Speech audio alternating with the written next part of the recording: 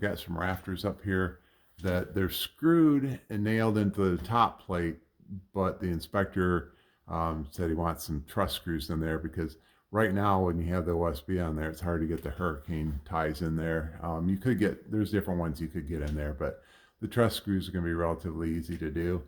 And got these from Simpsons. They're Simpson strong ties, 6 inches long. They give you a bracket here, and on the back, what you're looking for is to go through at an angle through both the top plates into your truss or your rafter. And on the side, you're trying to get it to go in like this.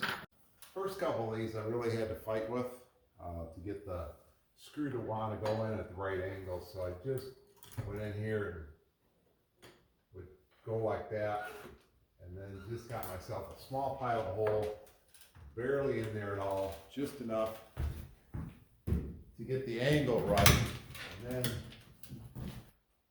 the screw wasn't bouncing all over the place trying to go at different angles, what have you. So it just really helped out to make sure I was getting it at the right angle.